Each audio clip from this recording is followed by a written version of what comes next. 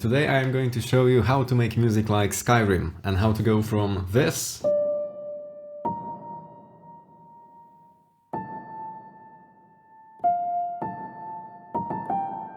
to this.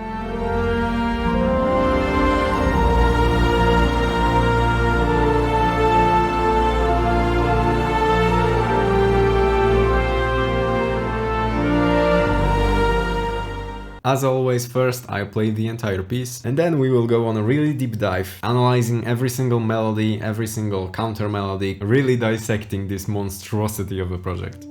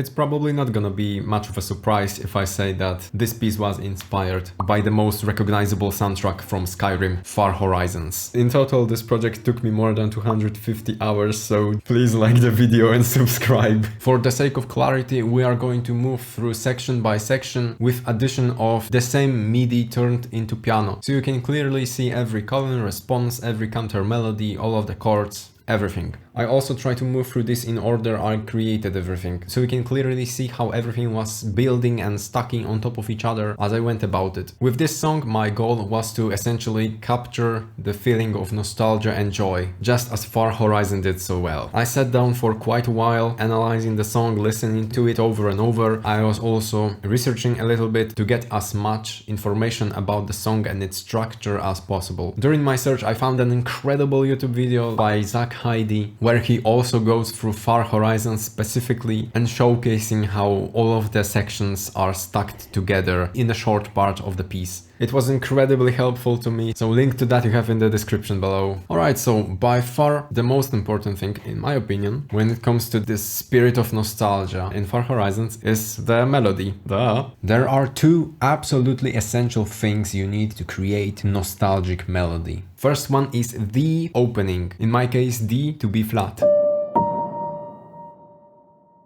These two notes are everything you need to know about the song. You hear them and you already know what's the vibe gonna be. Funny thing, by the way, the same exact opening is also very good while capturing love in music. The second critical part of this melody is very simple cadence. As you can see, the melody is actually really simple. Besides a couple of simple accents like this, there's not really much going on, but that's the point. If you want your music to invoke the feeling of nostalgia, loneliness, love, anything in that realm, every note needs time to breathe, needs time to be heard. So even though this melody is very simple, I probably spent like 8 to 10 hours to make it just right, because it went through like 12 iterations, of course. So please send help. Other things worth noting, the melody is created in such a way where it would be as easy as possible to arrange. So I can really go wild when it comes to counter melodies, call and responses, stuff like this. It was very important to me from the very beginning because as I was studying Far Horizons, I also wanted to reach out for the similar progression when it comes to every single section, because probably my favorite thing about Far Horizon was that it was so long and it just never gets boring. So I was definitely striving to achieve the same thing. And if you don't want your melodies to be boring, even though you are repeating them over and over, you can arrange everything around the melody in a couple different ways. So especially when you are going for the longer pieces like this, you always want to make sure that the melody is structured in a relatively simple manner that gives you the freedom to arrange it however you want. When the melody was done, I came up with these chords. I color coded the MIDI so you can see how I split those chords between the strings. So the red ones are the basses, here is the cello line, the blue ones are the addition that are played by viola, sometimes cello, sometimes violin 2, it really depends on the moment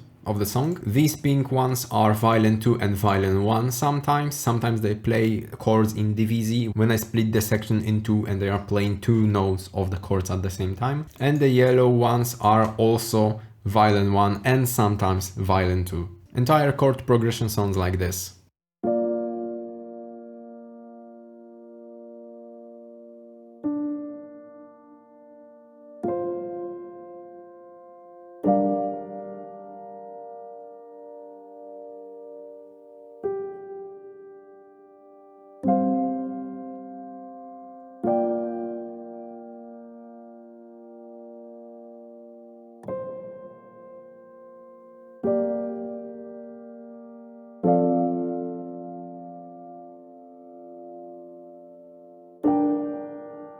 Throughout the entire song, I didn't change these chords a single time. The only difference I made was a different splitting of the notes between the instruments. Like for example, at the very beginning, the chord is a triad, which means the chord has only 3 notes. So sometimes violin 1 and violin 2 are playing the top part, sometimes violin 2 is playing the second part. You get the gist. It really depends on the sort of texture that I want to achieve. I'll show you specific examples within the instruments when we get to that. Next thing I needed was a counter melody that that could be played by the cello in the climax. After like 20 iterations I landed up on this. Now I'll show you everything together, melody, chords and counter melody. My main goal when it comes to the counter melody was to support the melody, obviously, but as you can see by the MIDI here, when I move them up, counter melody is constantly dancing around the notes of the melody. In this case, I wanted counter melody to be something recognizable, similarly to how it works in Far Horizons, where the cello line in the climax is mixed very loud and it plays completely separate thing to everything else and it really stands out. And the second goal with this counter melody was also to fill up the blank spaces between the chords. And look at that. The first chord, for example, is a triad that I inverted. Inversion means that I chose one note of the chord and I moved it an octave up or down to give the chord more space. I needed to do this because when the strings are playing chords, they really don't like being placed too close to each other. It makes the whole orchestration sounds more muddy. So using inversion is a really quick way to spread those chords and give them energy. And when I did that, especially with the first chord that is a triad, it gave me a lot of space to use and fill with the counter melody. I am essentially filling the blank spaces between the chords using other notes of the scale. Writing your counter melodies like this is a very good way to create this feeling of fullness in the song. Very similar thing you can also see right here. I have a very big blank space in the chords, so it's a perfect spot to use for counter melody. The great thing about utilizing those blank spaces is also that if your chords are not playing these exact notes in these spots as your counter melody, the counter melody has much more space to actually stand out in the whole arrangement and also mix. So writing your chords and melodies this way is also a part of a mixing process, because I am making the space for all of the instruments before I slap EQ on every instrument.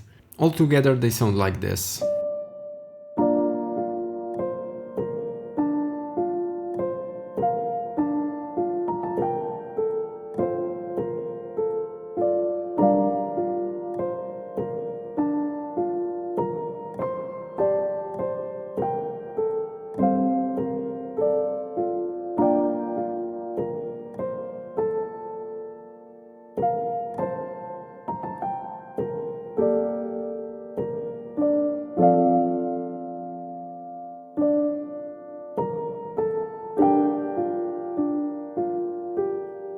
Now that I had this core structure of the song ready, I wanted to start in a little bit different way, while also repeating the melody. So thankfully, because I created like a dozen of these counter melodies, I also landed on another one, and this is how it sounds like.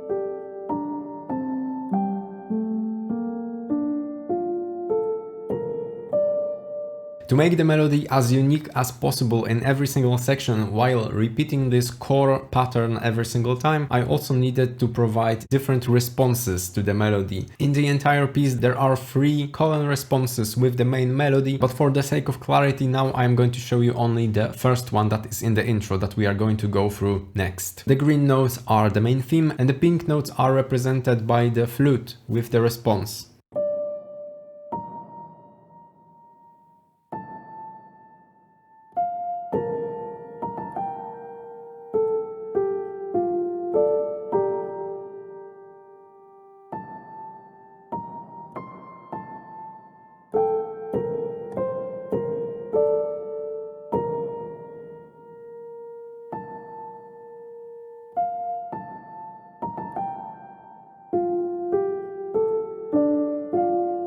Now that we have this core structure covered, we can jump into the actual arrangement. The song of course starts with the French horn that is supported by the flute with the response, and also in the second part of the theme I am adding trumpet. This is how they sound together.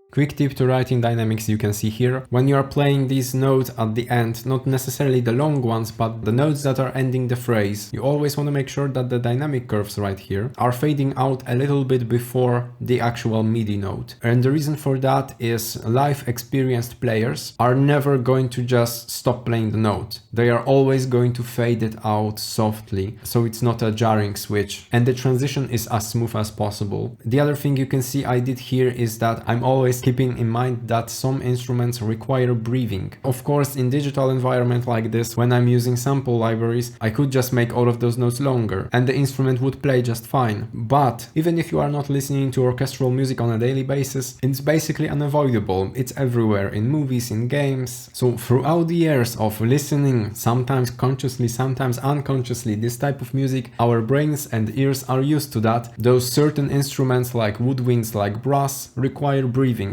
And in every professional orchestral arrangement you can find, there is always some place left out for breathing. So I did this exact thing right here, and of course within the melody itself. As you can see, I am always leaving a gap at the end of each phrase to give the horn player, in this case, a little bit time to breathe. So these are two very quick hacks you can utilize in every orchestral arrangement you make. Use dynamics to fade out those notes at the end of each phrase and leave out space for breath for woodwinds and brass. Together with the melody, we also have a lot of ear candy stuff, like harp and celeste playing the counter melody I showed you before, piano playing single notes of the chords, couple of accents with glockenspiel, vibraphone, and little runs. Two things that you probably won't be able to hear in the whole song, but they are adding a little bit of depth. They are not supposed to be audible, are xylophone and marimba. They are playing very soft rolls using the bottom notes of the chords. They are supposed to add a little bit of warmth. And when I play all of the ear candy stuff together,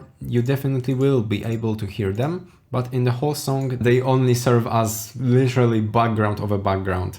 So this is how the ear candy stuff sounds together.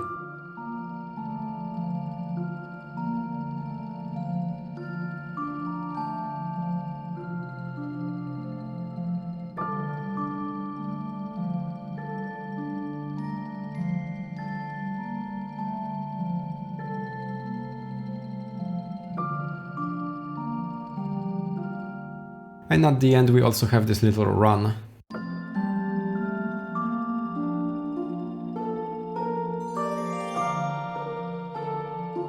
Beneath that we also have string section together with a sub bass. As I showed you on the MIDI before, during the intro strings are playing the chords. Together they sound like this.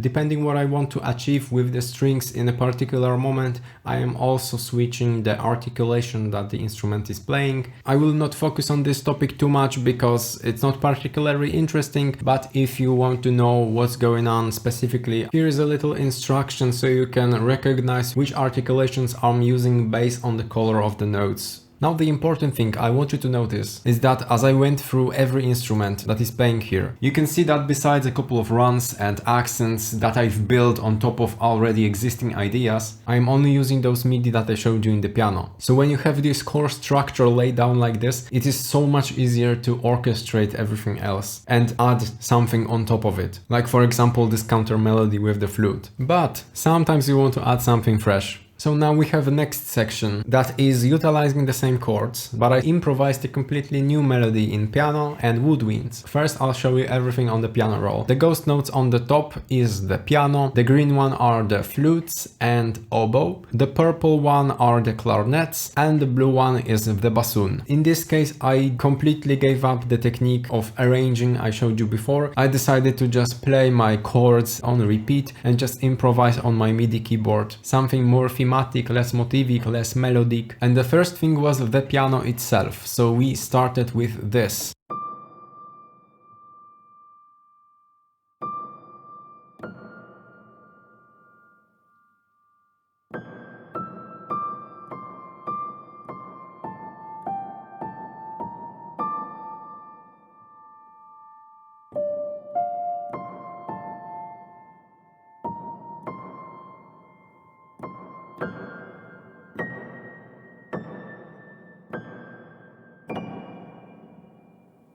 The piano was supposed to not necessarily provide a melody. As you can hear, it's not something you can easily hum. But because the main motif is something that is very memorable, and also before I play the main theme like twice in a row, I wanted to create a little breather. So the piano was just supposed to work well with the harmony, not necessarily provide a singable melody. It was very important to me to give up horn in this specific moment because the abundance of horn in the piece in its entirety could be a little bit daunting, and I decided to introduce this piano and woodwinds as the core texture. After I made the piano part, I first started with the flutes, with the top line, and only after, when the flute line was ready, I started working on clarinets and bassoon.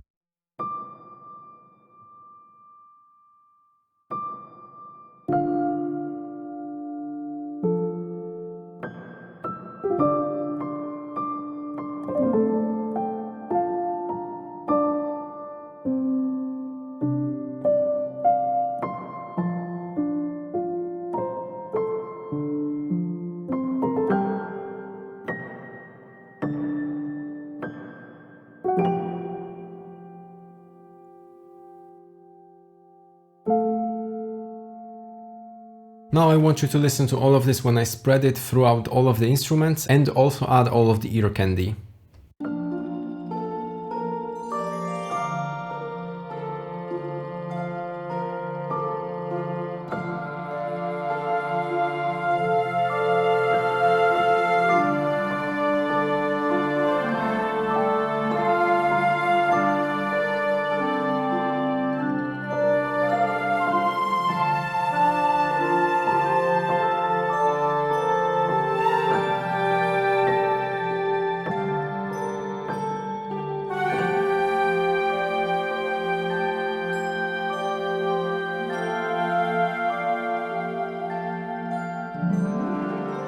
When I play it like this, the texture is definitely different than the intro, but lacks body. And this is where the strings came in with a little twist. I didn't want to just repeat the strings as they were in the intro, because I really wanted to feel this sonic switch, the difference in the texture, so you can really feel like the song is progressing to a completely new place, even though it's very familiar. I didn't want to change the chords. My goal here was to make the song interesting with everything around this, but thankfully with strings I could use other things to create a significant difference. In this case, first was the switch in articulation, and also I moved both violins down an octave. Now I'll show you part of the strings from the intro all together, so you can really hear the difference that they make when the first transition happens.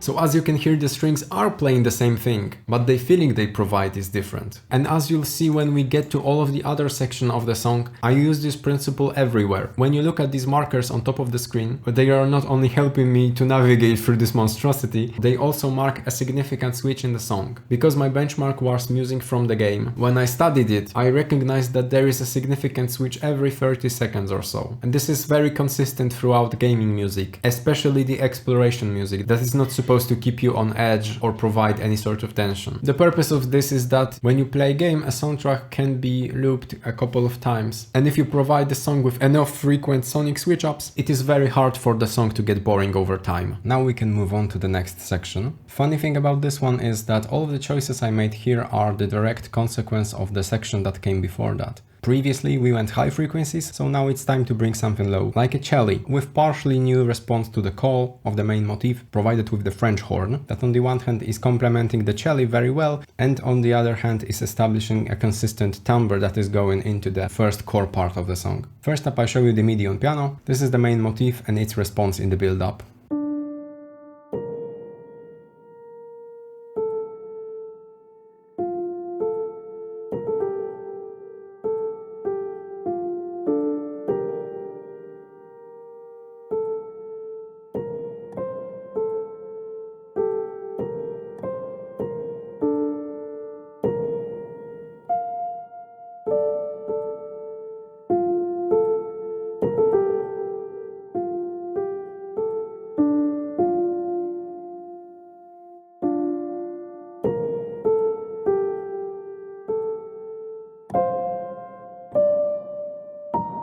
Now that I have the melody and decided on the instruments, it's time to create a little bit of space for them. Previously I had to create some space for the piano and flutes, so I brought the violins down an octave. Now I want to do the opposite, because the main theme is going to be played by the low instrument. So I split both violins into divisi, so they play an octave higher, and I also changed the articulations so the string players are playing more gently. The change up in the articulations is the reason I didn't have to bring down the dynamic curves, because while they are actually playing a bit louder, if you just look at the dynamic lines over here, the articulations themselves are more quiet and gentle, even though I doubled the strings and left the volume untouched.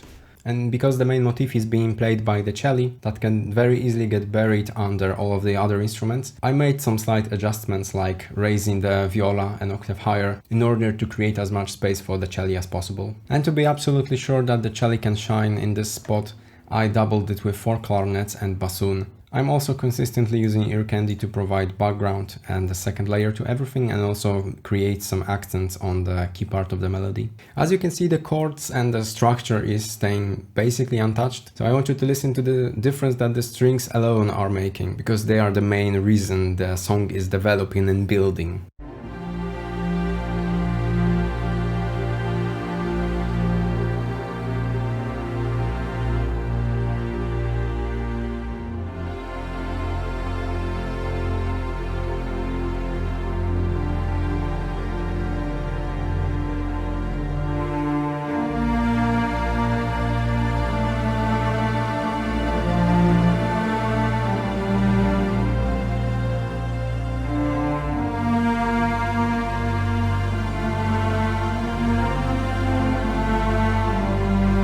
Other small details. It's the first time I'm introducing tuba to make everything a little bit more dense, before we finally hit the main part of the song and the trombones are playing the chords.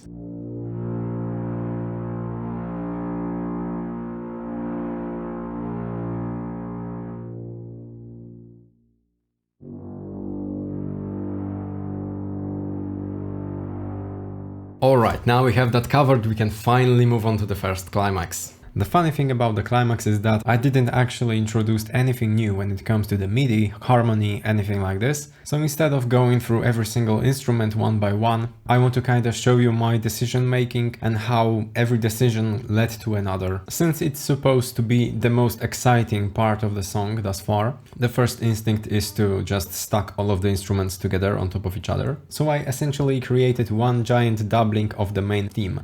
As you can see here, violin 1 and 2 are playing the main theme in divisi. If we go up, I introduced a female choir for the first time and it's also playing the theme. The same applies to horn and trumpet, and also all of the woodwinds. So as you can see, now we have multiple instruments doubling the main theme in octaves, which achieves the first goal of the main theme sounding big. But the problem is, when we go back to the strings, as you can see, since violin 1 and 2 are playing the main theme, and the cello is playing the counter line beneath that, we don't have the full chords anymore. So the main theme is properly supported, but it lacks body. And this is when trombones and tuba are coming in. The brass section is perfect to bring some warmth to the song, especially when you keep all of the voices stacked close together. The notes of the chords are resonating together the best when they are stuck together, which is the opposite of the strings family. In case of the strings, you would like to do something like this, for example, invert part of the chord to spread those notes as much as possible in order to prevent muddiness in orchestration and mix.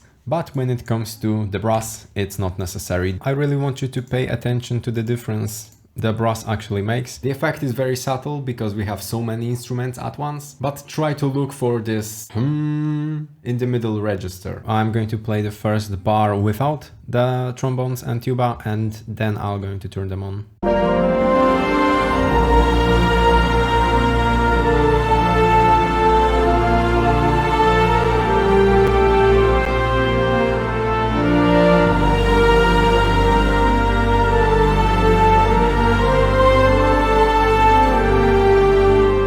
Other than that, the ear candy stuff stays consistent and it's still providing the background to everything. The harp is supporting the cello counter line.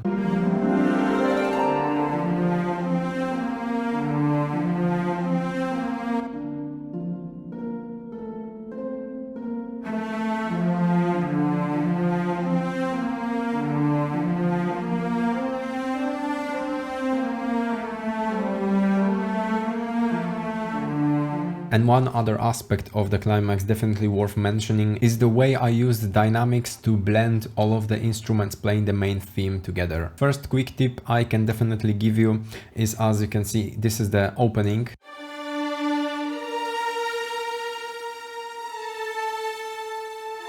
Pay close attention to how these dynamic lines are affecting the volume. For live players, it is impossible to keep the consistent volume all the time, especially when it comes to the strings, since you are using the bow, and depending on the position of the bow on the string, you are putting a different amount of pressure on it, which creates a different timbre. You have to keep that in mind while programming strings, and in the digital environment, you have to play with the dynamics even more to create realism. So a good tip is that the longer the sustained note of the string, naturally the quieter it will get in time. This is also something that really helps during the mix, because when you play all of the instruments in their higher register, it is very easy for them to sort of pierce through your ears. And the same thing applies to all of the layers, woodwinds, horn, everything. I am trying to blend all those instruments together to the point where you can't really tell the instruments apart, and also to create this feeling of rise and fall in volume and dynamic. So it's not necessarily the rule that you have to stick to every single time. It's another choice you can have in your toolkit while figuring out what sort of sound you're going for. Besides that, there is not much else going on in the climax. Only one last thing I would mention is that in order to bring everything back down in the last bar of the climax, I gave up those highest divisi notes in the violins, I gave up the choir, I got rid of all of the trombones and tuba, bassoon and clarinets, and just brought everything down to its conclusion with the dynamics. As you can see, there is not only a reduction of midi, but also a significant drop in dynamics and volume. The same of course applies to the counter line played by the cello. Now that we have the first climax covered, it's time to move on to the part with the second theme. First, let's give it a listen.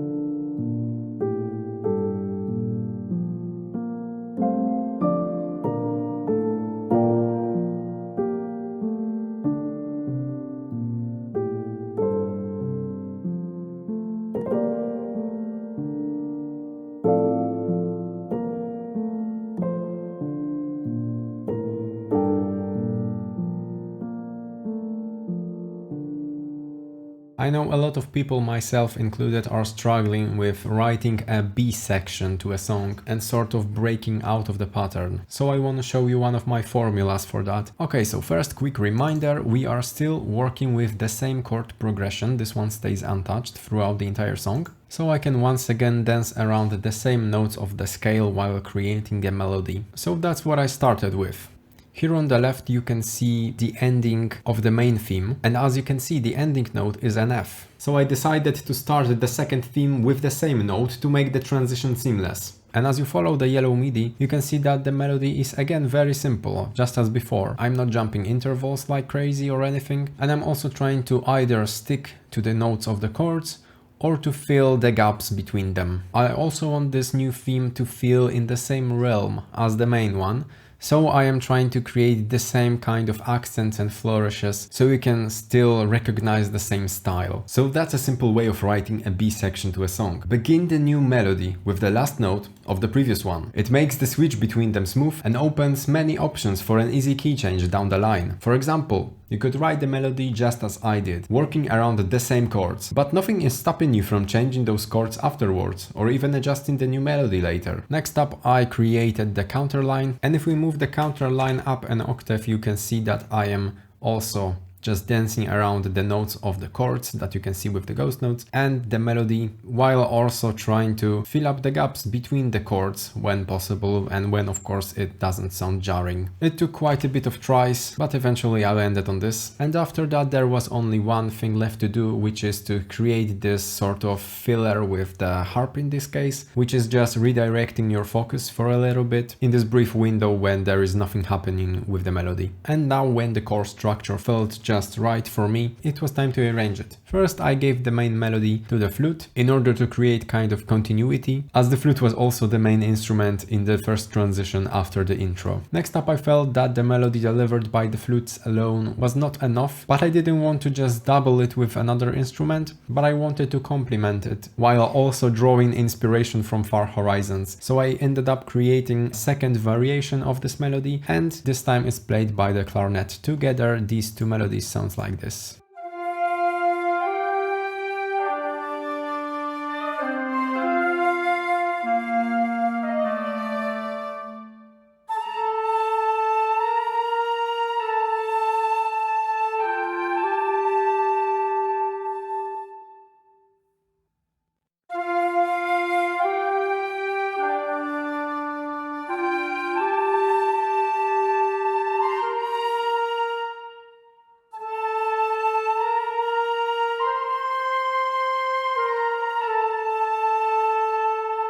As you can hear, the difference isn't staggering, but a lot of different things is happening at the same time, so I felt it was just enough to make the melody a tad more interesting. The counterline, all of the accents and the background is as before delivered by all of the ear candy and piano.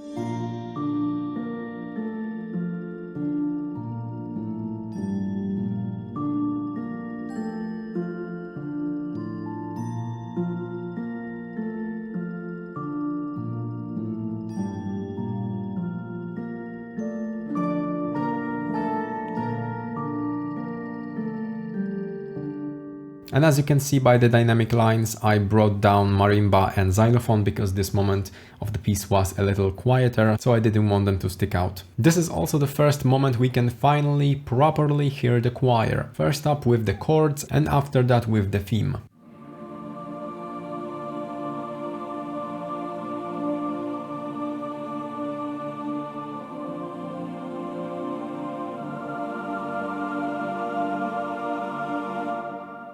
And so on. And after that they are taking over the theme as the lead. More interesting thing is happening with the strings in this section. As you can see right here, I gave up the strings entirely at the beginning for the first two bars, and after that I am slowly introducing them again to build up this entire section. Here I also would like to show you a little tip regarding the strings programming. When you're writing these very long sustained notes spanning over multiple bars, you want to create these little dips in dynamics and also volume, as you can see right here, directly in the tipping point between the rise and the fall. It doesn't matter if you are changing the notes or not. If I were to play something like this, it would still sound more realistic if you create this little dip right here, because as the string player is moving the bow with a certain speed, this could be a point when the player is switching the direction that it's moving the bow. So in this little spot, there would naturally occur a little dip in volume and dynamics. And as you can see, I am using the same technique in every single string in this particular moment. It just makes everything more realistic.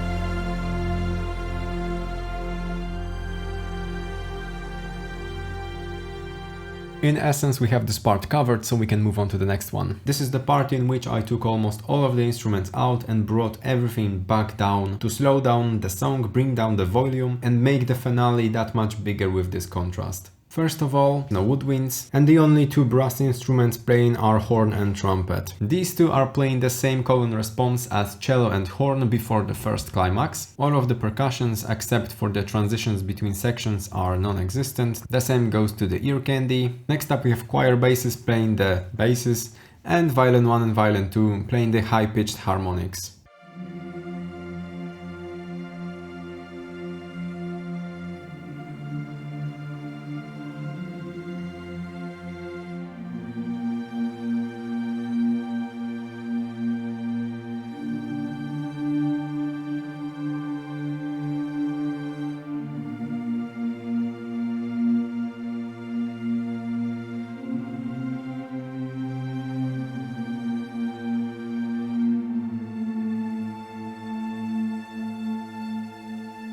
And also at the end of it, I created a little build-up, preparing you for the big hit that is gonna be the finale. This is what the choirs are doing.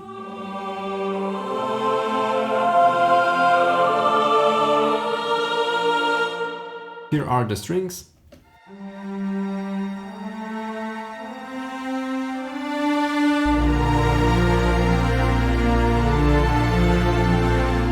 Together with the build-up we also have some percussions. Here is a cymbal swell, piatti and tam-tam hits, and also bass drum roll.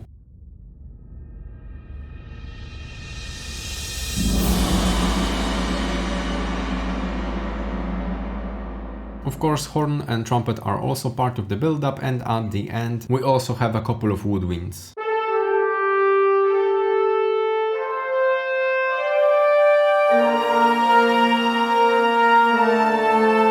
This part of the song doesn't have many more elements, so the only one last thing I could mention is that blending horn and trumpet, at least with my library, was a pain, because these two not only occupy the same frequency ranges, but they also resonate in a very similar manner. Looking back on it, I could use a different pair of instruments, but anyway, it was a good lesson, because I wasted quite a while taming those unpleasant resonances, while I could just delete it and try something different. So sometimes maybe it's a better idea to delete something and stop beating your head against the wall, but I guess it turned out okay, so anyway. The finale itself is very similar to the first climax, so I'm gonna just point out a couple of new things that are happening here. Like for example, this is the only moment in the song where I'm introducing these harp runs.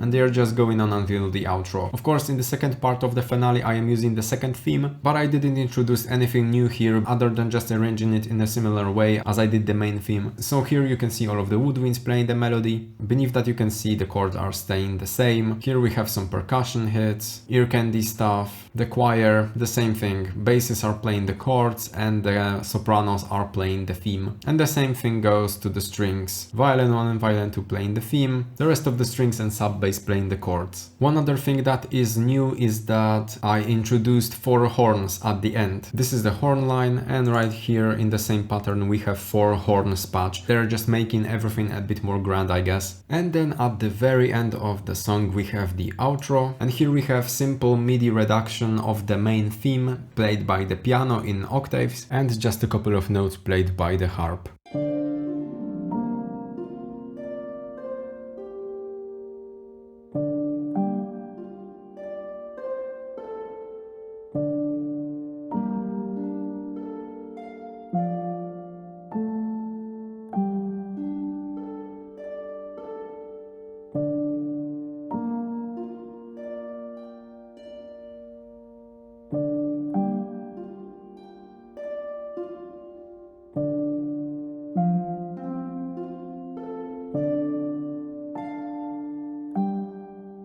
That would be basically everything when it comes to the entire arrangement. A couple of other things I didn't mention is the tempo change. I'm always trying to use some tempo changes in orchestral pieces. It's not something you can hear and recognize during the song, but it's there and it's providing just that tiny spark of additional realism to everything. Because obviously real players, no matter how experienced, are not gonna be able to play the exact same tempo every single time. The basic principle is that I'm trying to speed up everything or slow down depending on the moment. When I want to give a little breather in the song and slow it down a bit, I am literally slowing it down, and when I want it to be exciting, like during the finale, I am speeding it up just a little bit. Other than that, we also have white noises and pad that are playing throughout the entire thing. Pad is there to just fill out the empty spaces. It is especially useful during the quieter moments, and white noise is there to put everything in a certain space. You won't be able to hear the white noise during the song most likely, but without it everything sounds just a little bit more digital. It's gonna be super quiet.